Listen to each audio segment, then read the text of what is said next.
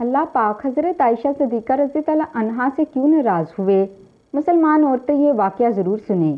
حضرت عائشہ صدیقہ رضی اللہ عنہا فرماتی ہیں کہ حضور اکرم صلی اللہ علیہ وسلم نے اپنی بیویوں کے لیے باریاں مقرر کر رکھی تھیں، لیکن پھر ایک ایسا وقت آیا کہ بسم اللہ الرحمن الرحیم۔ حضرت ابو ہریرہ رضی اللہ عنہ بیان کرتے ہیں کہ رسول اللہ صلی اللہ علیہ وسلم نے فرمایا، ایمان کے لحاظ سے مومنوں میں سے اکمل وہ ہے جو ان میں سے اخلاق کے اعتبار سے بہت عمدہ ہیں، اور تم میں سے اچھے لوگ وہ ہیں جو اپنی عورتوں کے لیے بہتر ہیں۔ اس حدیث کا حوالہ دیا گیا ہے۔ ایک مرتبہ آپ صلی اللہ علیہ وسلم باہر سے تشریف لائے، گھر کے صحن میں سیدہ عائشہ صدیقہ رضی اللہ عنہا کو دیکھا، پیالے سے پانی پی رہی تھیں۔ وہیں سے آپ نے ارشاد فرمایا، اے حمیرہ، تھوڑا پانی میرے لیے بھی بچانا۔ غور فرمائیں، بیوی امتی ہیں، شوہر نبی صلی اللہ علیہ وسلم ہیں۔ برکتیں نبی صلی اللہ علیہ وسلم کی ذات کے ساتھ ہمیشہ وابستہ ہوتی ہیں، مگر سبحان اللہ، آپ اپنی رفیق حیات رضی اللہ عنہا کے بچے ہوئے پانی کو پینا چاہتے ہیں۔ جب سیدہ عائشہ صدیقہ رضی اللہ عنہا نے کچھ پانی بچا کر خدمت اقدس صلی اللہ علیہ وسلم میں پیش کیا تو نوش فرمانے سے پہلے معلوم کیا، اے حمیرہ رضی اللہ عنہا، تم نے اس پیالے کے کس حصے سے لب لگا کر پانی پیا تاکہ میں بھی اس جگہ سے پانی پیوں؟ سیدہ عائشہ صدیقہ رضی اللہ عنہا فرماتی ہیں کہ میں پانی پیتی یا ہڈی چوستی، پھر میں آپ صلی اللہ علیہ وسلم کو دیتی تو آپ صلی اللہ علیہ وسلم اسی مقام سے نوش فرماتے اور ہڈی سے گوشت نکال کر کھاتے جہاں سے میں پیتی یا کھاتی۔ بعض اوقات ازواج مطہرات رضی اللہ عنہا ادھر ادھر کے قصے یا گزرے ہوئے واقعات بیان کرتی تو آپ صلی اللہ علیہ وسلم برابر سماعت فرماتے رہتے اور خود بھی کبھی اپنے واقعات سناتے۔ کھانے پینے میں ازواج مطہرات رضی اللہ عنہا کو کوئی روک ٹوک نہیں تھی، جو دستیاب ہوتا اس میں سے جو چاہتی کھاتی اور جو چاہتی پہنتی۔ اس زمانے میں ہاتھی کے دانتوں کے زیورات کا رواج تھا۔ آپ صلی اللہ علیہ وسلم اس قسم کے زیور پہننے کا حکم فرماتے، بیویوں کو پاک صاف رہنا پسند فرماتے، ازواج مطہرات رضی اللہ عنہا پر لعن طعن نہ فرماتے اور نہ ہی ان سے سخت اور درشت لہجے میں گفتگو فرماتے، اور اگر کوئی بات ناگوار خاطر ہوتی تو الطافات میں کمی فرما دیتے۔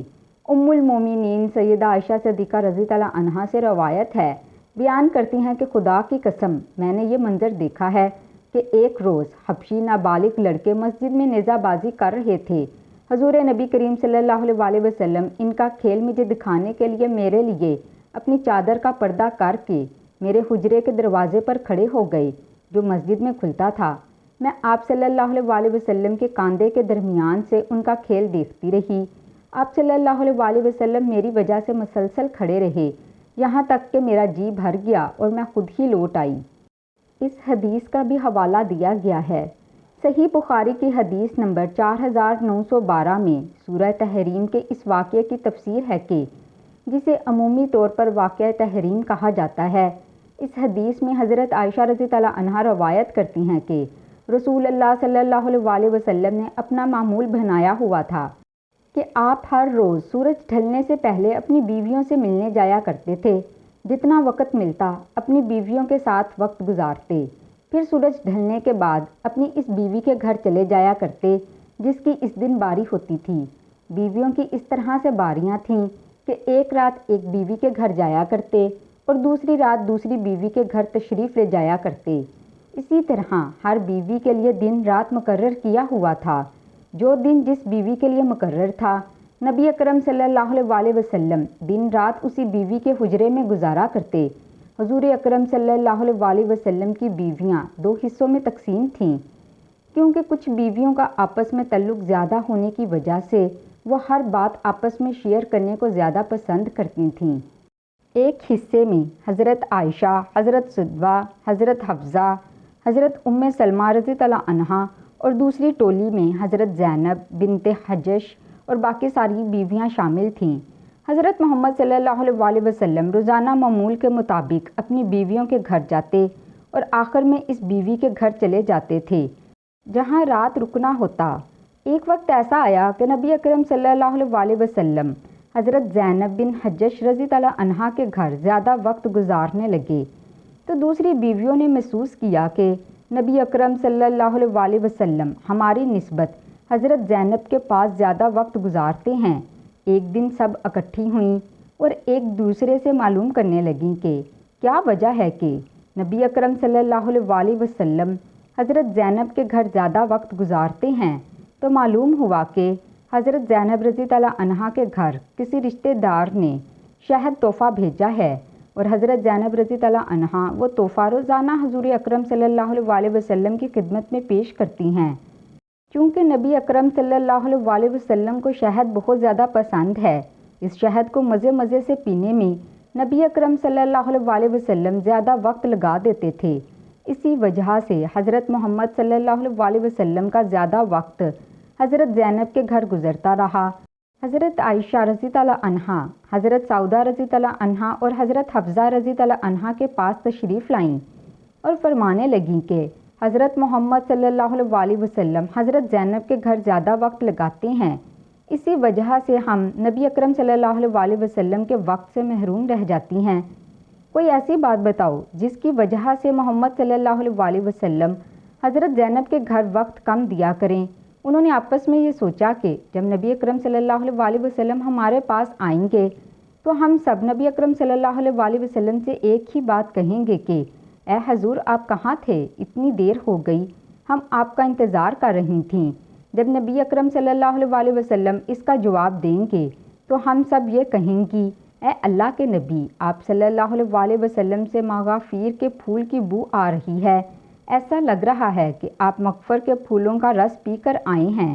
اور نبی کریم صلی اللہ علیہ وسلم کی یہ عادت تھی کہ آپ کو کسی قسم کی بھی بو بالکل پسند نہ تھی، آپ سے ہمیشہ خوشبو ہی آیا کرتی تھی۔ جب نبی اکرم صلی اللہ علیہ وسلم حضرت حفصہ رضی اللہ عنہا کے پاس تشریف لائے تو انہوں نے پوچھا اے اللہ کے نبی آج کافی دیر سے آئے ہیں، سب ٹھیک تو ہے؟ اس کا جواب دیتے ہی نبی اکرم صلی اللہ علیہ وسلم نے فرمایا میں زینب کے گھر سے شہد پی کر آ رہا ہوں۔ حضرت عائشہ، حضرت سعودہ، حضرت حفصہ اور حضرت ام سلمہ رضی اللہ عنہا نے جب نبی اکرم صلی اللہ علیہ وسلم کو کہا اے اللہ کے نبی آپ کے مبارک منہ سے مغافیر کے پھول کی بو آ رہی ہے، ان کو معلوم تھا کہ نبی اکرم صلی اللہ علیہ وسلم ذرا سی بھی بو کو پسند نہیں کرتے، وہ کسی بھی ایسی چیز کے پاس نہیں جاتے جس سے ذرا سی بھی بو آنے کا خدشہ ہو۔ چنانچہ حضور اکرم سب سے آخر میں حضرت حفصہ رضی اللہ عنہا کے پاس پہنچے۔ جب انہوں نے بھی یہی کہا کہ آپ سے مغافیر کی بو آ رہی ہے تو حضرت محمد صلی اللہ علیہ وسلم نے حضرت حفصہ رضی اللہ عنہا کے سامنے قسم کھا کر فرمایا کہ آج کے بعد میں کبھی شہد استعمال نہیں کروں گا۔ یہ بات کرتے ہوئے نبی اکرم صلی اللہ علیہ وسلم نے حضرت حفصہ رضی اللہ عنہا کو فرمایا کہ جو میں نے قسم کھائی ہے اس کے بارے میں کسی کو مت بتانا، چونکہ نبی کریم صلی اللہ علیہ وسلم ان ازواج کا مقصد سمجھ گئے تھے، اس لیے آپ نے قسم کھا لی کہ آپ نہ صرف حضرت زینب بنت حجش سے بلکہ عام طور پر بھی شہد نہ نوش فرمائیں گے۔ اپنی قسم کے متعلق کسی سے بھی ذکر نہ کرنا، لیکن حضرت حفصہ رضی اللہ عنہا نے یہ بات حضرت عائشہ کو بتا دی۔ حضرت محمد صلی اللہ علیہ وسلم کے اس راز کو بیان کرتے ہوئے اللہ تعالیٰ نے سورہ تحریم میں فرمایا جو قرآن پاک کے 28ویں پارے میں ہے، جس کا ترجمہ کچھ اس طرح ہے اے نبی آپ اس چیز کو اپنے لیے کیوں حرام کر رہے ہیں جس چیز کو اللہ نے حلال کیا ہے؟ شہد ایک حلال چیز ہے، آپ صلی اللہ علیہ وسلم نے اپنی بیویوں کو خوش کرنے کے لیے شہد کو حرام کر لیا ہے۔ اللہ تعالیٰ بخشنے والا ہے، اس قسم کا کفارہ آپ کے لیے مقرر کر دیا ہے۔ پھر اللہ تعالیٰ نے حضرت حفصہ رضی اللہ عنہا کا جنہوں نے جو راز حضرت عائشہ رضی اللہ عنہا کو بتایا اس بارے میں اشارہ کیا۔ حضرت محمد صلی اللہ علیہ وسلم نے حضرت حفصہ سے کہا تم نے میری قسم کے بارے میں حضرت عائشہ کو کیوں بتایا؟ میں نے تو تم سے کہا تھا کہ یہ راز کی بات ہے، میرے اور تمہارے درمیان ہی رہے، پر آپ نے یہ راز نہیں رہنے دیا۔ حضرت محمد صلی اللہ علیہ وسلم نے اشارتاً حضرت حفصہ کو بتلایا کہ تم نے راز کو راز نہیں رہنے دیا۔ پھر حضرت حفصہ رضی اللہ عنہا نے حضرت محمد صلی اللہ علیہ وسلم سے پوچھا کہ آپ کو کس نے بتلایا کہ میں نے راز کو راز نہیں رہنے دیا؟ نبی کریم صلی اللہ علیہ وسلم نے حضرت حفصہ کو فرمایا مجھے میرے رب کائنات نے بتلایا ہے کہ حفصہ نے راز کو راز نہیں رہنے دیا۔ اس نے حضرت عائشہ کے سامنے اس کا ذکر کر دیا ہے۔ اب اگر تم دونوں اللہ کی بارگاہ میں توبہ کر لو تو اللہ معاف کرنے والا ہے، اللہ تم دونوں کو معاف فرما دے گا۔ اور اگر تم اپنی ضد پر اڑی رہو گی تو اللہ تعالیٰ تم پر سخت ناراض ہوگا۔ اللہ تعالیٰ اور اس کے فرشتے میرے مددگار ہیں۔ سورہ تحریم آیت 1 تا 5 میں اللہ پاک اس واقعہ کو یوں فرماتا ہے، اور یاد کرو جب نبی نے اپنی بعض عورتوں سے ایک پوشیدہ بات کہی، بس جب اس نے اس بات کی خبر دی اور اللہ نے اپنے نبی کو اس بات پر آگاہ کر دیا تو نبی نے تھوڑی سی بات تو بتا دی اور تھوڑی سی ٹال گئے۔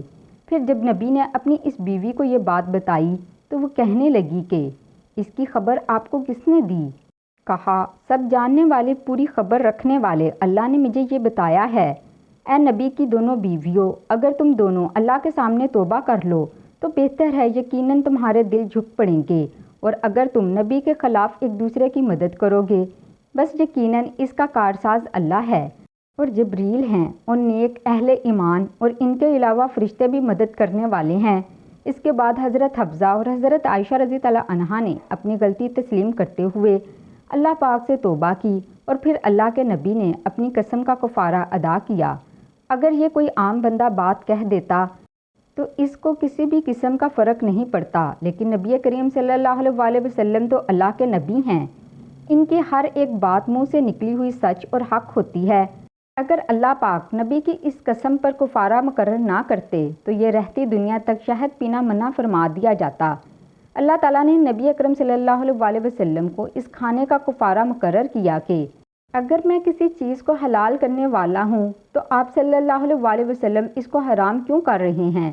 سورہ نجم میں اس طرح حکم آیا کہ میرے نبی اپنی مرضی کے مطابق بات نہیں کرتے، وہ وہی لوگوں کے سامنے بیان کرتے ہیں جس کا میں حکم دیتا ہوں۔ آپ اپنی بیویوں کو خوش کرنے کے لیے ایسا ہرگز نہ کریں، کسی کی خاطر بھی حلال کو حرام نہ کرو اور حرام کو حلال نہ کرو، نہ اپنے منہ سے ایسے الفاظ کہو اور نہ ہی اس پر عمل کرو۔ آج کے دور میں انسان زبان سے تو حرام نہیں بول رہا، انسان حرام پر عمل کرتے ہوئے اس بات کا خیال نہیں کرتا کہ ہم حرام کام کو سر انجام دے رہے ہیں۔ آج کل ہمارے نزدیک حرام نام کی تو کوئی چیز ہی نہیں، ہم گناہ کرتے ہوئے محسوس ہی نہیں کرتے کہ ہم گناہ کر رہے ہیں۔